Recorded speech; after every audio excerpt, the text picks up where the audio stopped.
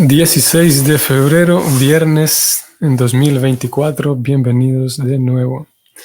Srimad Bhagavatam Podcast, canto tercero, capítulo 4, texto 7. Om Namo Bhagavati Vasudevaya. Om Namo Bhagavati Vasudevaya. Om Namo Bhagavati Vasudevaya. Syama Vadatam Virajam Prasantaruna Lochanam Durbis Chaturbir Viditam Pita Kausam Varenacham. Traducción del verso.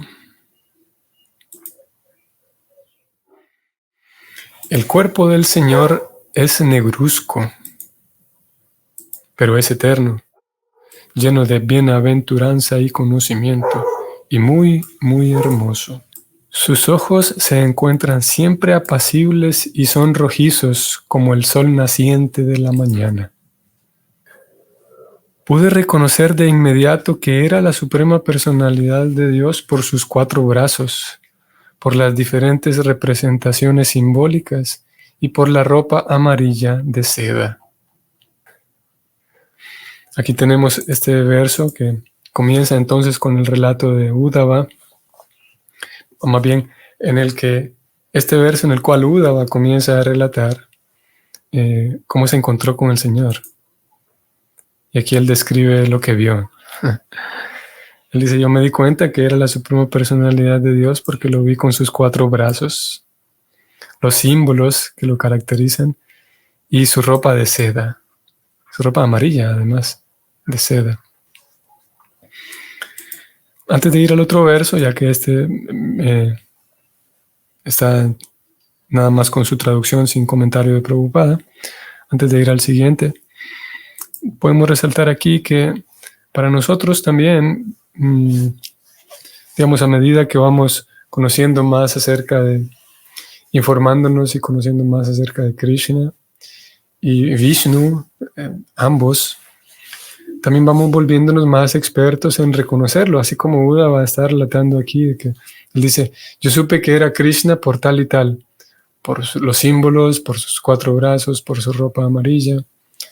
Y así, similarmente, podemos nosotros encontrar diferentes imágenes, digamos, pinturas.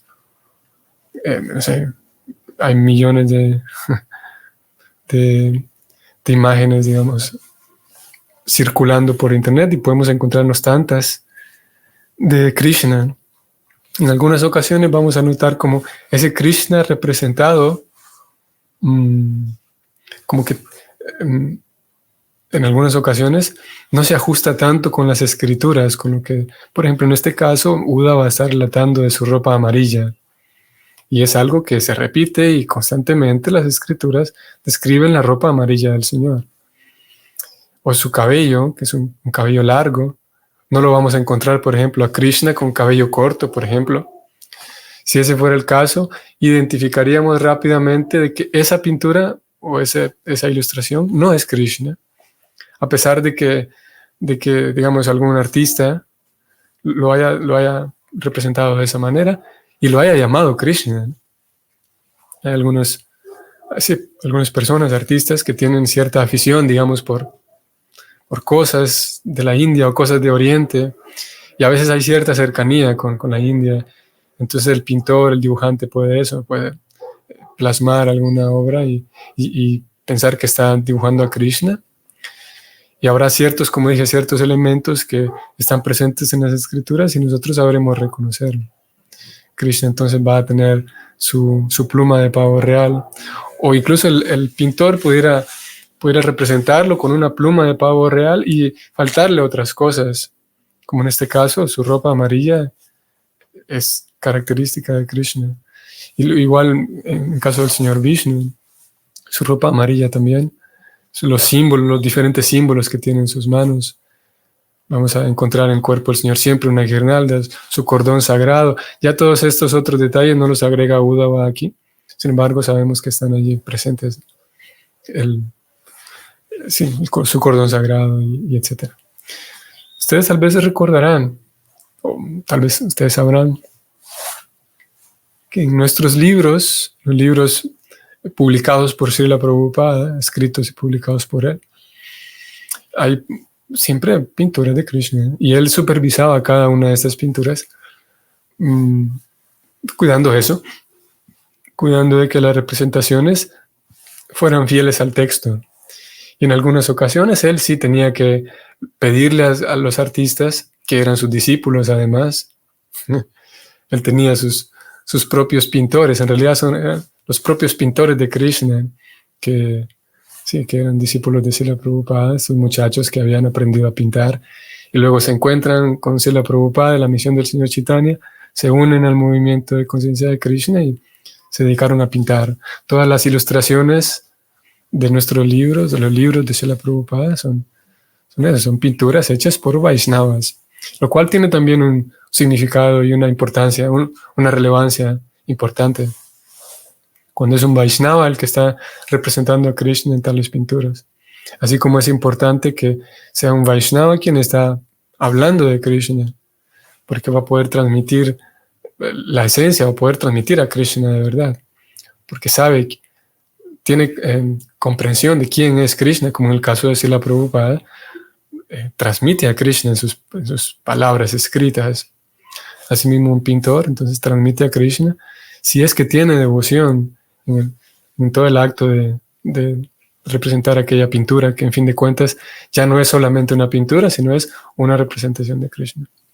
Entonces, Srila Prabhupada supervisaba a sus discípulos pintores en este proceso, antes de ser publicadas las pinturas, y entonces a veces él corregía porque el cabello estaba muy largo o estaba muy corto, porque a veces Krishna estaba muy musculoso, por ejemplo. Hay un par de ejemplos, un par de momentos en donde él pide corregir la pintura porque Krishna se ve muy corpulento, así muy musculoso. Y era algo que Prabhupada también cuidaba. O sea, esos detalles también están cuidados en los libros. Decíamos esto porque Uddhava ve ciertas características en Krishna y lo reconocí por eso, dice Uddhava. Por ello es que lo reconocí, por sus diferentes representaciones simbólicas, sus 4 brazos, su ropa amarilla y demás. Vamos al verso 8, el verso siguiente. Vamaurav adishrityam dakshinangri saroruham apashritam brakaswatam akrisham tyaktapipalam. Traducción del verso. El Señor estaba sentado, descansando, recostado en un joven árbol de los banianos, con su pie de loto derecho sobre su muslo izquierdo. Y aunque había abandonado todas las comodidades hogareñas, se veía muy contento con esa postura o en esa postura. Vamos al significado escrito por Srila Prabhupada. De acuerdo con Srila Visvanatha Chakravarti Thakura, la postura en la que el Señor estaba sentado, manteniendo su espalda recostada en el árbol de los banianos recién crecido, es también significativa. Ashwatha, el árbol de los banianos, recibe ese nombre debido a que no se muere muy rápido. Vive durante muchísimos años. Las piernas del Señor y las energías de estas constituyen los ingredientes materiales, que son 5 en total: tierra, agua, fuego, aire y cielo. Las energías materiales representadas por el árbol de los banianos son todas productos de la potencia externa del Señor, y por consiguiente se mantienen a su espalda. Y debido a que este universo particular es el más pequeño de todos, el árbol de los banianos se ha designado por ello como pequeño o como un niño. Interesante. Tyaktva pipalam. Eso indica que él había ahora concluido sus pasatiempos en este pequeño universo en particular, pero como el Señor es absoluto y eternamente bienaventurado, no hay diferencia entre que Él deje o acepte algo. El Señor estaba ahora listo para abandonar este universo en particular e ir a otro, tal como el Sol nace en un planeta en particular y se pone en otro simultáneamente. Mas no cambia su propia situación. Fin del comentario. Acabamos de leer una descripción, o Srila Prabhupada más bien citando a Visvanatha Chakravarti Thakura, indicando ciertos detalles que son significativos en la postura del Señor. Y estos detalles, como lo acabamos de leer aquí, ¿por qué Él estaba sentado de esta manera? ¿Por qué recostándose sobre un árbol baniano? Y además, ¿por qué un árbol baniano jovencito? Es posible tenerlos únicamente en aquellos casos, o debido a, como Prabhupada lo está citando aquí, debido a esos grandes acharyas Vaishnavas que conocen esos detalles. Digo esto porque uno pudiera, o cualquier otra persona pudiera dar su interpretación, sus interpretaciones filosóficas del porqué de las cosas, el porqué de Krishna. Sin embargo, alguien como Visvanatha Chakravarti Thakura y acharyas como él, ellos tienen la autoridad y tienen la capacidad para poder, de manera genuina y de manera transparente, revelar estos detalles. Como por ejemplo el hecho de que, como se mencionó aquí, este universo es el más pequeño de todos. Esto es algo que también aparece en otro momento del Bhagavatam. Prabhupada lo subraya en otro momento. Como, por un lado, este universo es el más pequeño de todos, y eso quiere decir que como cada universo tiene su propio Vishnu, Garbhoda Kasai Vishnu. Bueno, primero tenemos Mahavishnu, que es el Vishnu más grande que manifiesta todos los universos, y naturalmente unos son más grandes que otros por la variedad. Y en cada universo entra ese Mahavishnu en una expansión segunda como Garbhoda Kasai Vishnu, en el océano germinal. Ese océano germinal que se genera de su propia transpiración.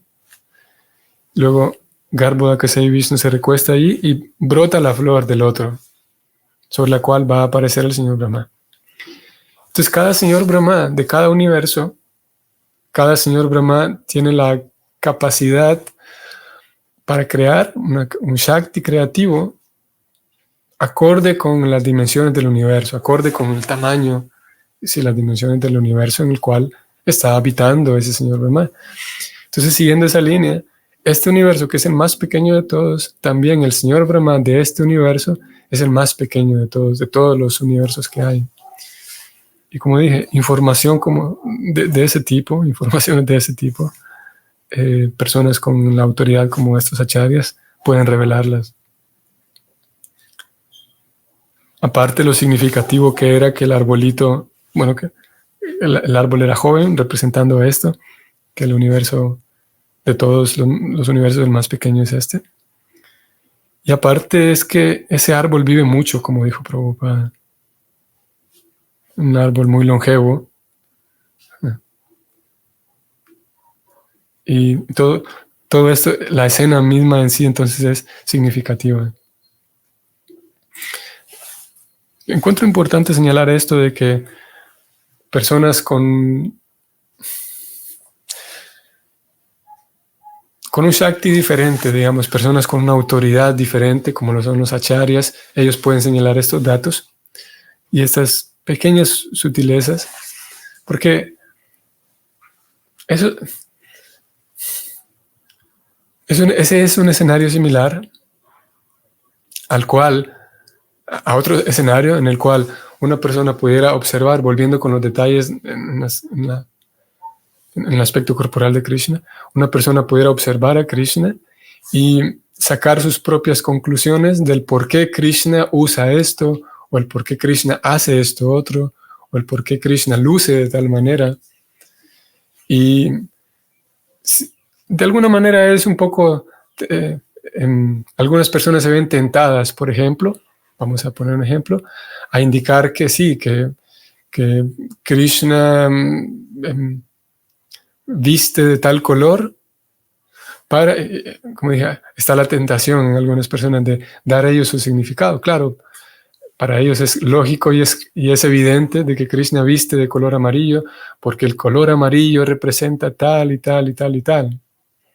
Y de alguna manera, como dije, dado que dentro de los temas místicos y esotéricos y espirituales, algunas personas que gustan de esos temas, y especialmente cuando esos temas místicos y esotéricos y espirituales se abordan en círculos en donde no hay o hay muy poca seriedad y muy poca, hay falta de rigor, digamos, en el estudio y hay pocas personas con autoridad para enseñar. Entonces se presta mucho y es un espacio fantástico para la especulación y es fácil verlo como personas especulan, se dan gusto, ¿no?, especulando, ¿no? Entonces, en estos círculos, y los hay varios, en donde simplemente se toman de diferentes fuentes, se toman informaciones que parecen espirituales y se estudian en estos círculos, o se debaten, se discuten en estos círculos.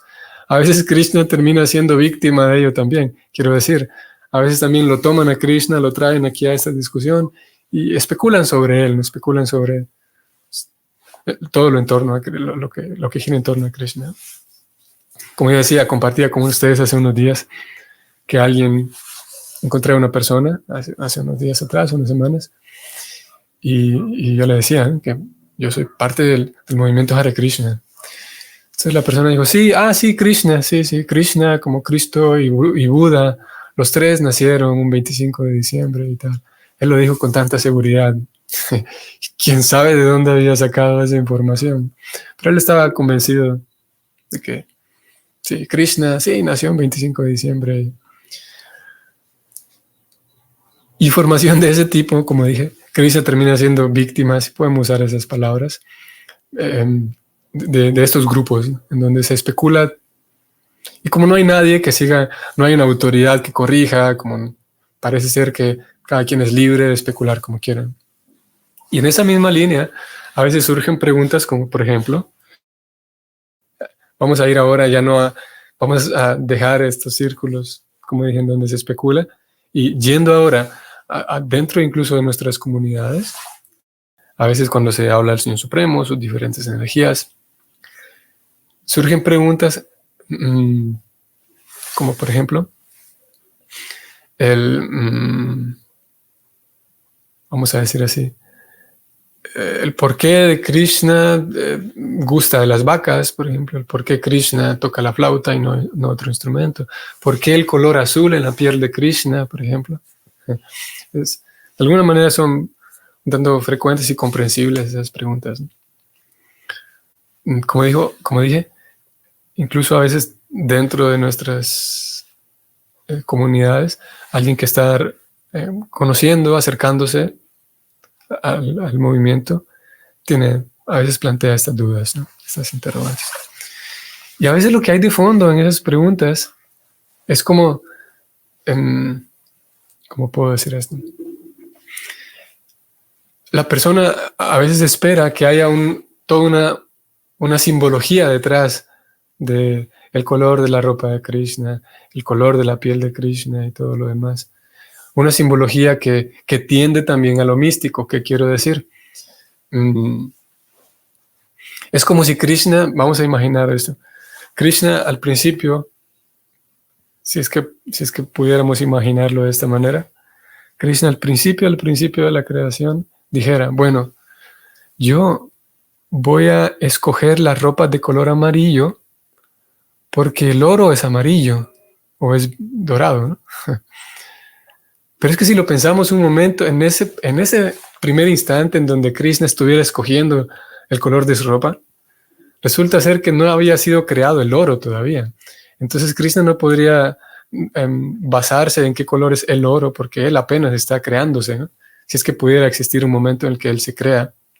Lo que quiero señalar aquí es que Krishna no escoge las cosas, los colores, no escoge sus ornamentos, porque esos ornamentos representan algo. Porque en realidad, como dije, en este caso, el oro en su momento tuvo que haber sido creado después de la manifestación de Krishna. Y así con todo lo demás. No es que Krishna diga, bueno, voy a escoger el color azul para mi piel porque para los sumerios representa tal cosa. Y no tendría sentido.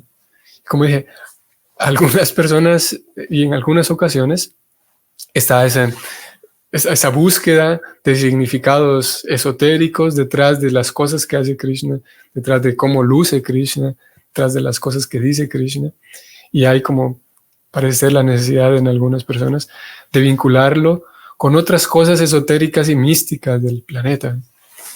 Y sí, ¿por qué Krishna tiene eso, de vuelta, 4 manos? ¿Por qué? Y todas las preguntas que de alguna manera es necesario que si uno las tiene, pues que las plantee y que surjan, es natural, ¿no? Pero no es que Krishna utilice toda esta simbología porque los egipcios usaban tal y tal color, entonces Krishna lo utiliza también, porque todas estas civilizaciones pues, son tan insignificantes en comparación en su existencia misma, en comparación con el Señor Supremo. Vamos a ver si leamos el siguiente verso, ¿sí? Verso 9.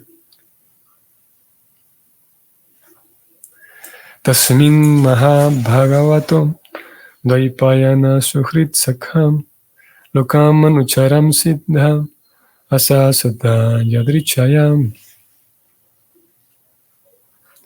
En ese momento, dijo Uddhava, en ese momento, después de viajar por muchas partes del mundo,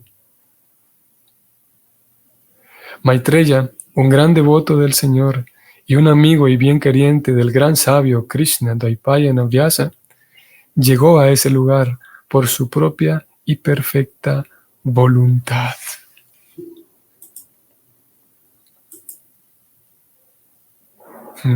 ¿Qué aparece Maitreya entonces? Significado del verso. Maitreya era uno de los discípulos de Maharshi Parashara, el padre de Vyasadeva. Por eso Vyasadeva y Maitreya eran amigos y mutuos bienquerientes. Por algún accidente fortuito, Maitreya llegó al lugar en el que Sri Krishna estaba descansando. Encontrarse con el Señor no es un incidente ordinario. A ver, me detengo un momento. Notemos algo aquí muy curioso. Lo que Prabhupada acaba de escribir, estas palabras, él dice, voy a subrayar, por algún accidente fortuito, Maitreya llegó al lugar en el que Sri Krishna estaba descansando. Es curioso que Prabhupada utilice esta expresión, ¿no? Por algún accidente fortuito. Y es curioso porque, claro, tenemos aquí un Vaishnava que sabe muy bien que todo ocurre por gracia del Señor Supremo, que el Señor Supremo está inspirando los corazones de todos y que no existen las casualidades, que no existen el azar. Mas Prabhupada se expresa de esta manera, al menos en este caso. Y voy a aprovechar yo aquí para mencionar cómo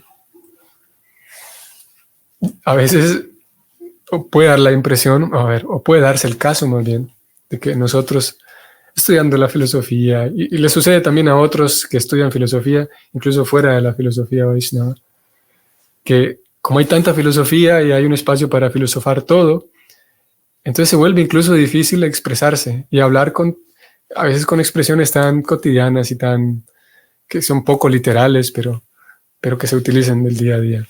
Por ejemplo, cuando hablamos del cumpleaños de alguien, Prabhupada escribe en la Gita de que, hacia el capítulo 18, Prabhupada escribe que el día del cumpleaños del maestro espiritual, dice Prabhupada, es el día de Vyasa Puja. Y utiliza esa palabra, cumpleaños. Más cuando nos ponemos muy filosóficos, entonces podríamos llegar al punto de considerar de que esta palabra está mal utilizada. Voy a sacarla incluso de mi vocabulario porque como dije, vamos a filosofar demasiado, que claro, no cumplimos años porque una vuelta al sol no equivale exactamente a un año, y podemos hacer todo un estudio así muy filosófico. Y en fin de cuentas eso es una expresión, es el cálculo, pasó un año y listo.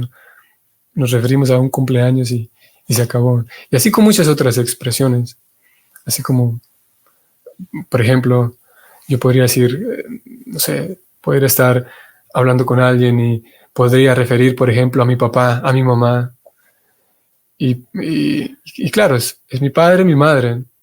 Pero en un sentido muy filosófico, podría detenerme y decir, bueno, es que ellos no son ni mi padre ni mi madre, sino que la persona que me tocó de aquella jiva, aquella alma espiritual que en esta vida ha sido mi papá, que ha sido mi mamá. Y pudiera dar toda una explicación así demasiado filosófica, demasiado. Cuando en una expresión cotidiana, como dije, nos referimos a mi padre, mi madre, mi hermano, mi hijo. Y en el fondo sabemos, claro, que todos somos sirvientes del Señor Krishna, del Señor Supremo. Y por el hecho de referirme a ella como mi mamá o a él como mi papá, no quiere decir de que no necesariamente quiere decir de que estoy negando la posición de que ella es una jiva y ella también es una jiva. No necesariamente quiere decir de que estoy apegándome al cuerpo por llamarle a él padre y por llamarle a él madre, a ella madre.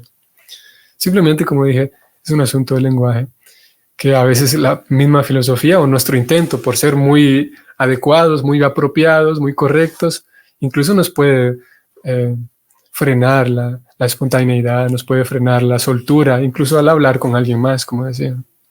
Prabhupada mismo hablaba en términos así, su papá, su mamá. Y así hay muchas otras expresiones del lenguaje. Referirse a mi casa, por ejemplo. Todos sabemos que nos referimos al lugar donde vivimos. Y por decir que, bueno, ya me voy para mi casa, me despido de mis amigos y bueno, ya me voy para mi casa. Podría alguien señalar que, bueno, es que no es tu casa y si dices que es tu casa estás olvidando que es la propiedad del Señor Supremo. Creo que el ejemplo se entiende, ¿no? El punto se entiende, ¿no? Y podríamos dar más ejemplos. Podríamos, como dije, filosofar sobre cada cosa y nos daríamos cuenta que en realidad es imposible hablar. Sería imposible hablar. Si yo me despido de mis amigos y digo, ya me voy, hasta esa expresión sería incorrecta si la analizamos con demasiada filosofía. Porque en un sentido, sí, tendríamos que decir, bueno, no ya me voy, sino que voy a desplazarme en este momento por el tiempo, en el espacio, porque en realidad yo no me desplazo, este cuerpo de materia se va a desplazar por el tiempo y el espacio para llegar a aquel lugar, aquel punto en el universo en donde yo estoy morando. Mejor digo, chao, me voy para mi casa y listo. Prabhupada señala entonces que Maitreya, por un accidente fortuito, llegó a donde Krishna se encontraba. Terminemos de leer este comentario. Mañana vamos a volver sobre este mismo verso, porque hay unas cosas aquí que señalar. Pero vamos a terminar de leer el comentario, a pesar de que mañana vamos a volver. Sigo leyendo. Encontrarse con el Señor no es un incidente ordinario. Maitreya era un gran sabio y un culto filósofo y erudito, mas no un devoto puro del Señor. Qué interesante esto. Y por lo tanto, su encuentro con el Señor en esa ocasión puede que se haya debido a añata sukriti, es decir, algún servicio devocional desconocido. Los devotos puros siempre están ocupados en las actividades devocionales puras, y por consiguiente, su encuentro con el Señor es natural.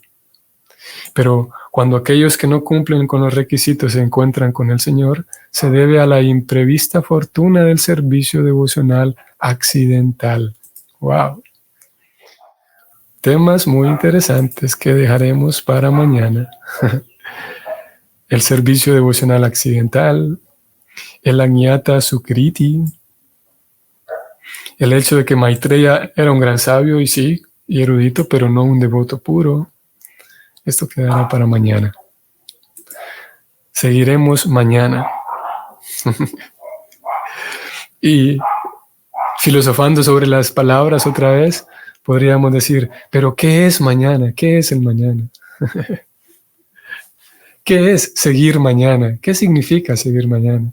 Hasta esa pequeña expresión puede ser sujeta a la filosofía y encontrar errores en esa expresión y decir que, bueno, el mañana es incierto, no existe, es una ilusión el mañana. Pero en términos simples decimos eso. Terminamos aquí y seguimos con la lectura mañana, estimados Vaishnavas, queridos devotos. Continuamos mañana, que tengan un día muy excelente, muy bonito. Y Hare Krishna.